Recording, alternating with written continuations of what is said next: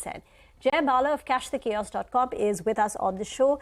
Jay, what have you made of this party that we're seeing in the broader markets, and what does it tell you? Does it make you optimistic or does it make you a bit cautious? Yeah, thanks for having me on the show, Rima. The markets are behaving as anticipated. I had highlighted 2 weeks back that the participation is going to be on the side markets, and that's the reason why you're seeing activity in mid cap and small cap names. But the Nifty is bound for further drop after a slight bounce. This bounce that I'm anticipating should get contained in the region of 19,600 to 19,500 on a max basis. So once that's done, I'm anticipating Nifty to drop somewhere in the region of the 2022 area. The price action was about 18,800, 18,400 zone. That's the anticipation. That's been the case since the beginning of August. The main trigger for this is going to be coming from the global markets. The AI-led rally, I think that's exhausted and that's going to lead the markets lower. Okay, so you do think that this pullback is done, the markets are heading lower. Jay, then, if you're convinced of that trade, how can it be played beyond, obviously positions on the Nifty? What else looks weak to you? Yeah, IT is probably around the corner of a turn. If Nifty IT were to break below 3,500, I think that will be another sector that's going to turn lower. And FMCG, as I had pointed out 2 weeks back, that's come below critical support. So these are the two that's going to likely to drag the market. And Nifty Bank obviously has been quite weaker than Nifty for several weeks now. And the strength lies in capital good names and pharma names, but they are slightly different in the short term. Capital goods are making probably its penultimate high or the final high, whereas when it comes to capital goods is making the high, going straight to a high, and whereas pharma is seeing a pullback. So further pullback is likely to get bid for the pharma sector. So they are both bullish, but in a slightly different manner. All right. Hi, Jay. Jay, what about the IT pack? The Nifty Bank, you said, is getting a little bit jittery out there. Give us levels first on the Nifty Bank and then tell us about the IT space as well. Yeah, see, Nifty Bank, the critical support at the moment has been broken, but the major support is about 43,300 and 42,800. 43,300, if the markets were to break for the Nifty Bank, it's going to be a very firm downtrend for the banking sector. The key trigger, as I've been pointing out for a few weeks, it's coming from the Indian 10-year bond yields. The bond yields have clocked a very significant low at 6.9 and change. And the recent high is about 7.25 is going to see the Indian bonds sell off, and that's going to have a bearing on the banking sector. Nifty IT, TCS and Wipro are the likely to be the leaders on the downsides. But we need to see a break of 30,500 on the Nifty IT index. If that's done, I think TCS and Wipro will drag the market for the sector. Okay, got that. So quite bearish on the IT space and cautious on the overall market. Well, for now, things are still holding up. We've still got a 10-point move on the Nifty and the mid-caps are flying away. We'll take that break and we'll come back and continue the conversation on the other side.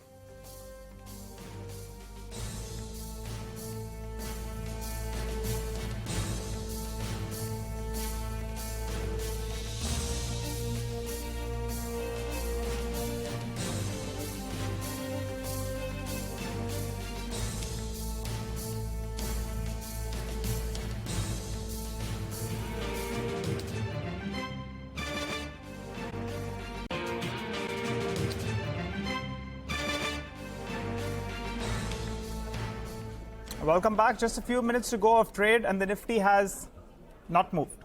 We're as flat as can be. The Nifty Bank is down 20 points. So that's the move on the frontline indices. But Jay, since the Nifty and the Nifty Bank are behaving a little bit boring today, let's talk about more interesting things. Tell us about crude. How do you see that one moving from here? And also Bitcoin. It's been actually the outperformer of this year from bombed out levels. Where is that one headed? Yeah, see, I think we are entering a phase of risk off, and the message from both Bitcoin and Brent is uniform. Bitcoin saw a fleeting break below 25,000 a couple of sessions ago. and that's signal that the Bitcoin is heading somewhere close to 14K.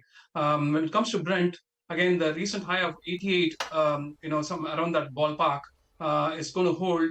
And along with risk assets dropping, I think Brent is going to go lower, much below 60s and 55s. That's been my thesis for several months now. So the message from both these asset classes are the same.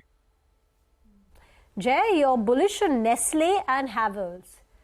Take us through the thesis here.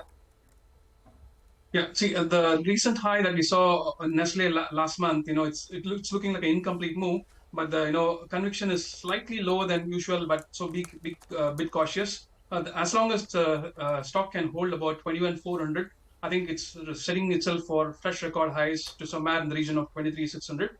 Havells being in the mid-cap space, I think that has a better probability, I would think, because mid-caps and small caps continue to, I believe the index is likely to clock further highs.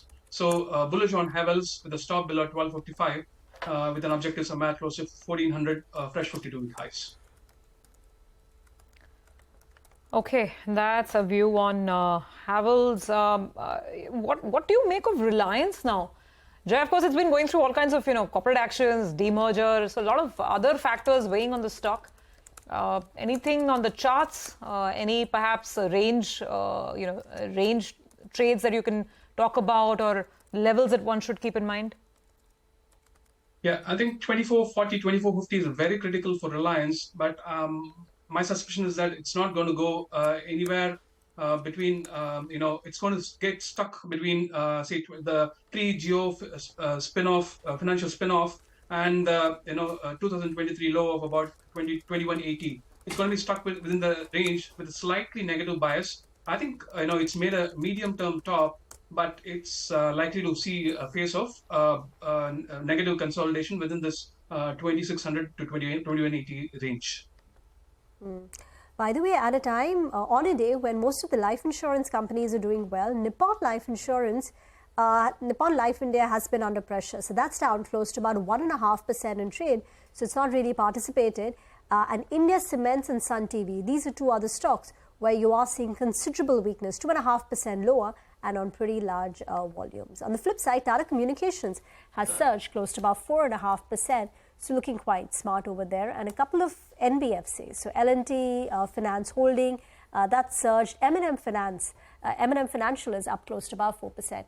Jay, what's the overall construct on the global markets, US markets, and what's that telling you? Yesterday, the 10-year yield surged to levels that we've not seen since 2007, 4.35%, and yet the Nasdaq rallied 1.5%. So, a bit of confusing signals. If you go through my prepared notes, of a few months ago, I've been pointing out, as when the 10-year yields for the US crossed 33.86, I had mentioned that fresh 52-week highs or multi-year highs are due for the US 10-year yields. It's not a surprise that it's happened.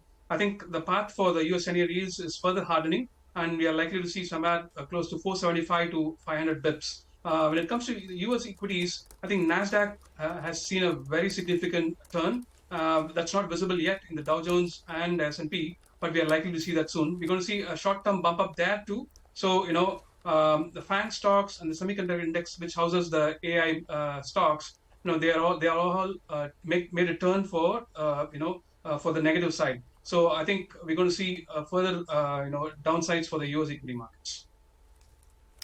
Okay, all right, got that. Good talking to you, Jay. Thank you very much for being with us and taking out the time today. Appreciate your views.